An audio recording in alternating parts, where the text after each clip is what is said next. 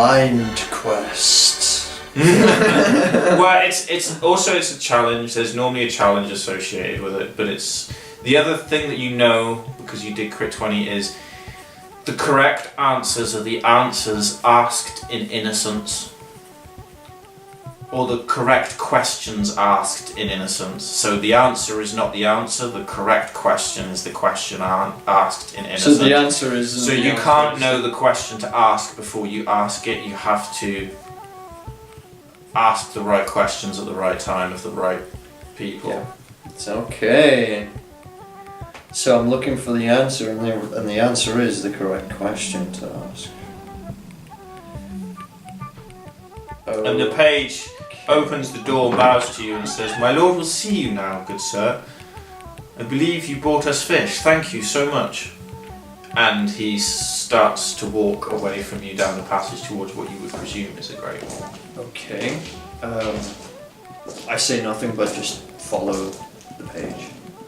And the page comes to a large door and he grabs both of the handles and pulls them down. You hear a sort of clunk and he pulls them kind of gently and they just effortlessly swing open. And he announces, "My king, I present to you Sir Drew Wentworth of Castle Frogmore."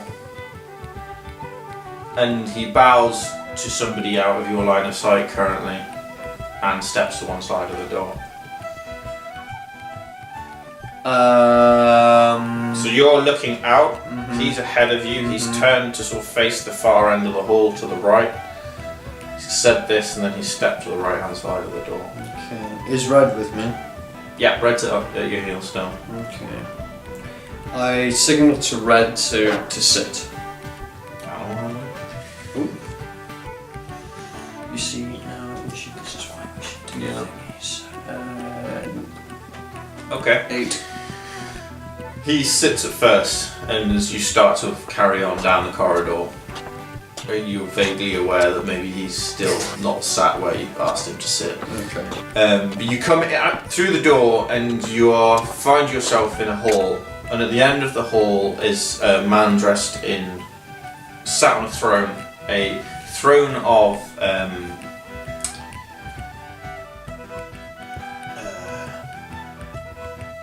aquamarine stone, and he's not a big guy.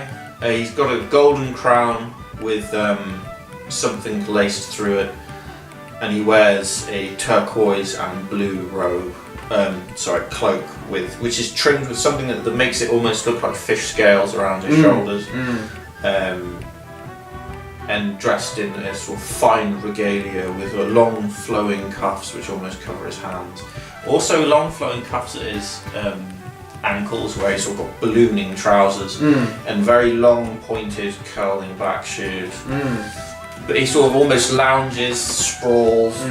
He looks very, very just comfortable and placid. Make a perception check. 7.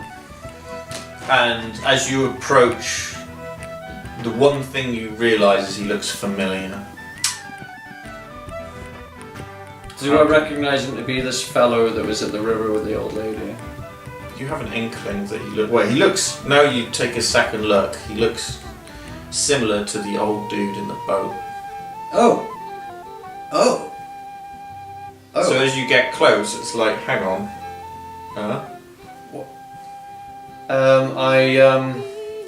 Well, I follow procedure. I do the appropriate thing. I bow, and I say, He's very much dressed like a king. Yeah. He has got a scepter as well, with an orb, again with a kingfisher. Was he introduced or announced by the page as a king? He addressed him as my lord. My lord, not your majesty, my liege. Ooh, that's a good point. He should have. He looks like a king. Well, I'm going to follow suit from the page. Because he might not be a king.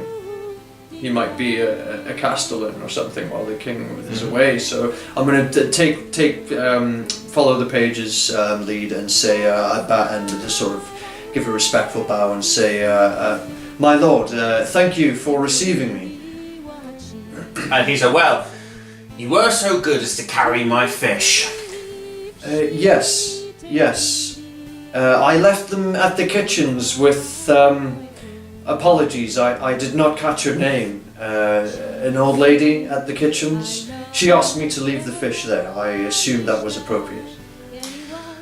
Oh, that would be Oceana.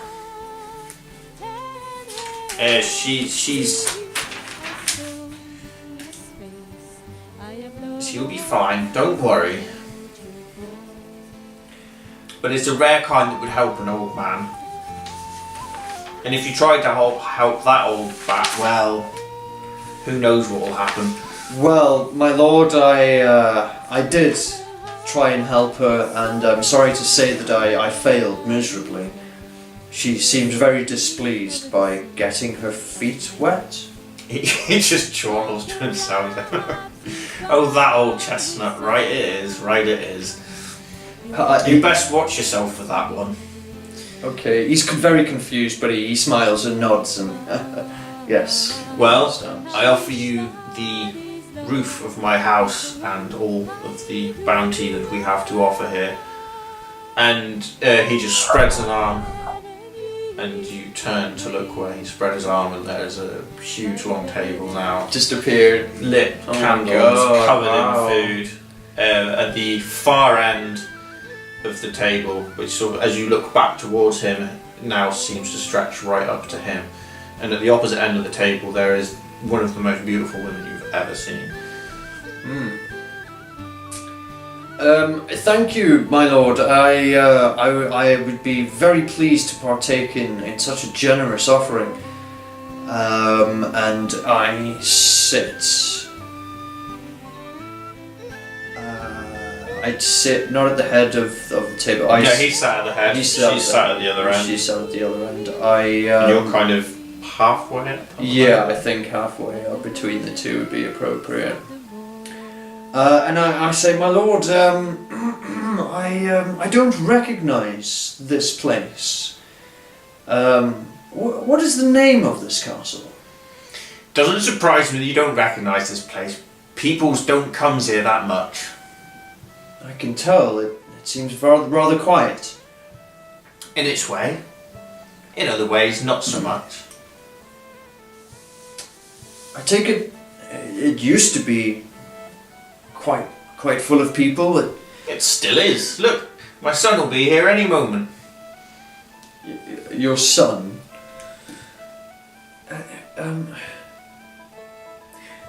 Forgive me, but are we anywhere near Castle Frogmore? We're not so far as you might think, but we're not so near as you might like to be. Ah, yes, thank you. And he mutters, very helpful. And he eats the food, and he's like, as you might see, this is my beautiful wife, Gadriel. That'll do. Gadriella, there we go. It's not too similar, there we go. The Kingfisher's wife. My assume this is the Kingfisher. And now, if you would, my dear, get me the things. And she sort of looks. Make a sense motive. Ooh, nice. She looks thoughtful. 18. Looking at him, and then looks quizzically looking at you, and a sort of small smile quirks her lips. And then she arises effortlessly and gracefully in again a pure blue, sort of lighter blue, almost sort of just silk gown. And she glides out of the hall. As she glides out of the hall, through one door, in through the other door comes a young, barrel-like, Grecian-looking blonde man, hefting 5 javelins and carrying a shield. And he looks in the room and he's like, "Father!" And then he looks at you and he's like, "Ah!" And he comes and sits opposite you and he's like, "Well, that was a mighty fine thing you've done." And he leans his 5 javelins against the table and his shield against the table and sits directly opposite you and starts just gorging on food in front of him. Okay. And hefting wine down and gorging some more. Okay. He's like, to think you tried to carry that old hag. I look to the king while the son's laughing at me. I just give a look to the king to gauge what his response is to the thought of me lifting this woman. And he seems to find it really funny. Does the king find it equally as funny? What does the king's response to me being laughed at? Sense motive then, I suppose. Sense motive? Well, it's like what's motivating him. 11. He thinks that you playing these people's games is up to you. But he doesn't find it amusing. But not specifically funny. Not specifically funny.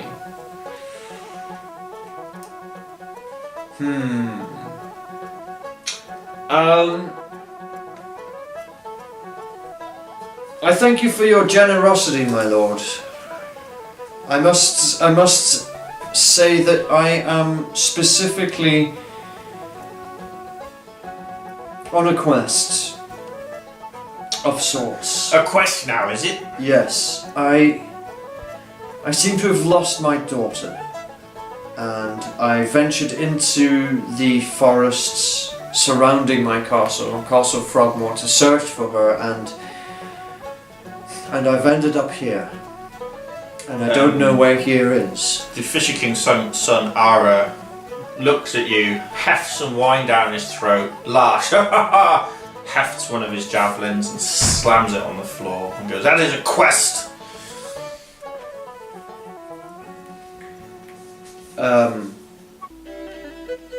I ignore Ara and continue talking to the king. I look at Ara as he speaks, but don't respond. And say to the king, if there is any assistance, my liege, that you would be able to offer me in this regard, I would be most grateful. And he looks a make a sense motive check. 18. He looks at you in a very sly, almost malicious way and goes, "Well now, we have a deal." And at this point, returning from the other chamber, his wife comes in and she is carrying a cup. A cup? Okay. A chalice. Okay. Like a big cup. It's made of stone, it's very plain. And it has water in it. As far as, well, you don't know them. She's like, "Bring the water, my lord." And she's offering it to me? No, she's just brought it into the room and she's walking around the table with it. Okay. I watch her and again look back to the king and say, a deal? What deal? Well, you asked for something, didn't you? Yes. And you asked what you can do for me. Yes. So, all you have to do is pass the test. Now we're getting somewhere. What test is this, my liege? Well now, and you haven't really noticed, he's like, "Look over there." And now his wife is entering, and instead of carrying a stone chalice, she is carrying a long, like a very long boar spear.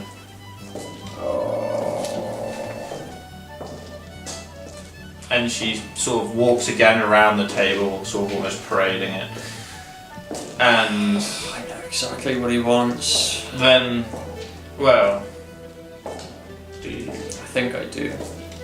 I think I do. And then as you're thinking, But he's not like, true. "So, what's your answer then?" And Before as you're paying attention to him again, she's leaving the room. Before I agree to any deal, my liege, we must both be aware of each other's terms. What is it you require of me, specifically?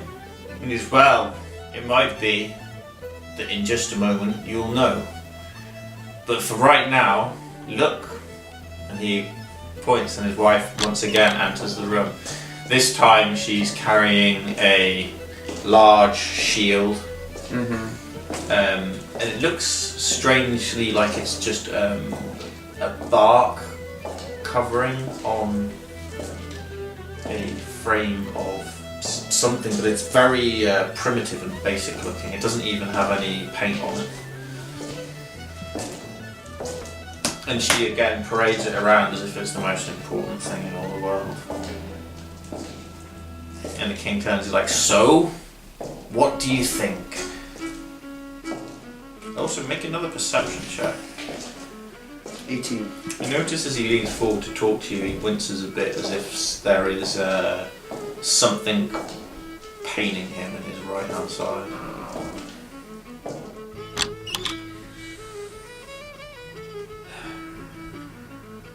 I think my daughter means a great deal to me, my lord. And I'm willing to do whatever it takes to ensure her safe return. I accept your deal. And then he casts his hand out again and goes, well, look! And his wife once again comes into the room, this time bearing a sword. Make a perception check. 11. This is possibly the finest crafted blade that you have ever seen in your life. Long sword. And she carries it into the room. And she sort of parades it around the end of the table again and then back. I stand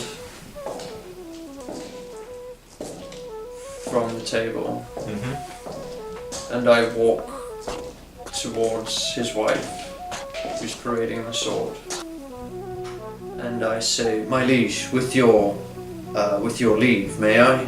And as if to gesture to hold the sword. And he's like, "What is it you seek to hold?"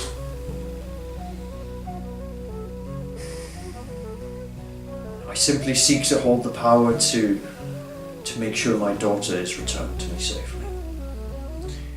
And his wife reaches out a hand to you and takes your hand in hers, and the king looks at you again slyly with a bit of a grin on his face. It's like, prove your worth. And she leads you off and leads you up a flight of stairs, and you find yourself going into a bedchamber. I thought you meant like prove my worth with a sword. and she takes the sword and she puts it on a rest on a table, and then suddenly it seems to be almost late at night. Okay. And she starts going to bed. What are you going to do? He's really embarrassed. Really embarrassed. And was she just totally not embarrassed, strips naked, gets into bed, and Bee's like, just turns and looks at you and goes, "You must spend the night with me." And then almost looks like she's just going to go to sleep. What do you do? Forgive me, Lady Gabriella. When I offered my hand in gesture, it was to take the sword, not your. And he can't say it. He's really embarrassed. She just looks at you, smiles, a sort of enigmatic smile, and then goes back as if to go to sleep.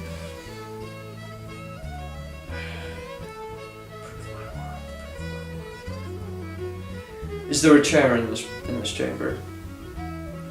There is. Make a perception check. Yeah. 17. There's a decent chair with a couple of furs draped over it. I go towards the chair, I sit in the chair, and I drape the... She giggles and laughs at you. I ignore her. And you just go to sleep there. Yeah. You have the most fantastic, amazingly refreshing night's sleep. You can't even imagine it. It's like you've not slept in months, and you wake up feeling completely refreshed. On some rocks, in a valley, between two What is mountains. going on?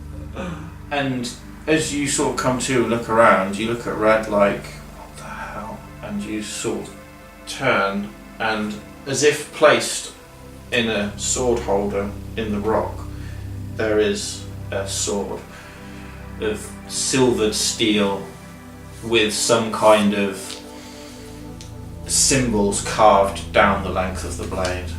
Wow.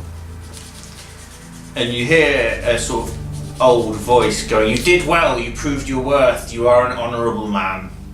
And with your honour take this sword, it will cut through, as it is of air, and air is of knowledge. It will cut through that which distorts.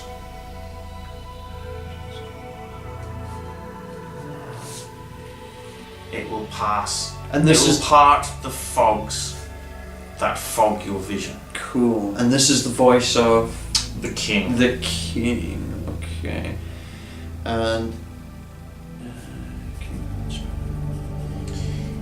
You reach up and take the sword lightly, and it's effortless. It weighs about the same amount as your dagger, wow. but it's a full long sword, and you kind of heft it, and you're like, whoa!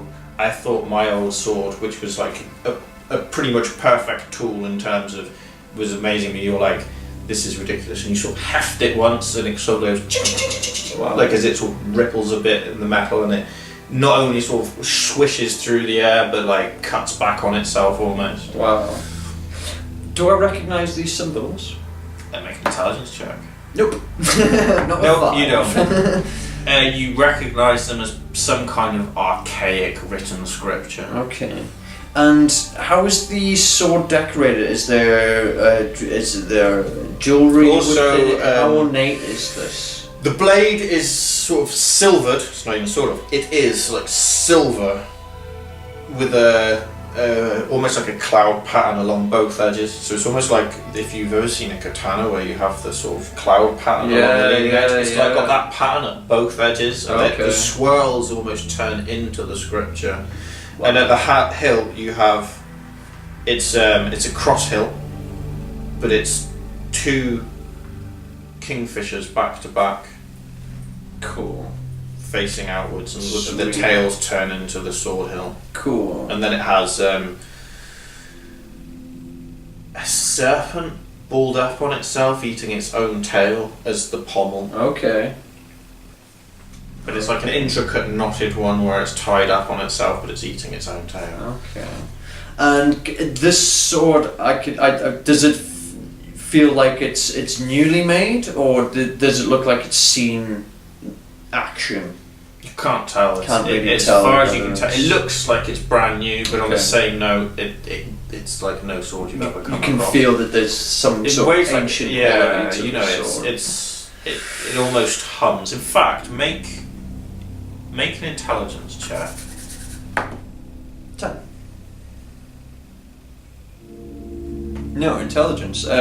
14, sorry. You just think yourself absurd, Mm. but you remember that there is supposed to be a sword which is represented by air, and it's as if the sword is the air itself, and as wind blows away the clouds and the fogs and the mists and the dew in the morning, so does this sword cut through lies. That's what you remember from a tale, but you just think that's absurd. Very interesting.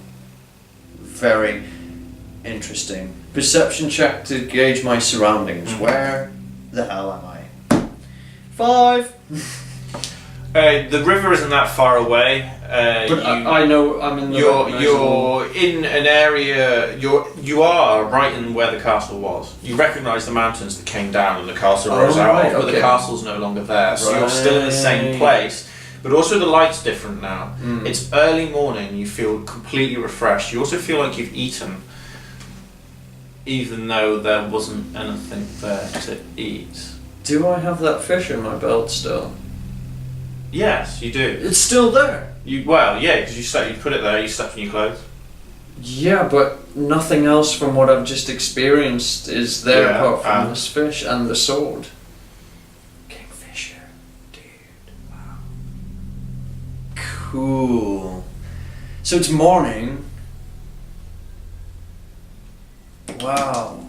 Wow, wow, wowie wee wah.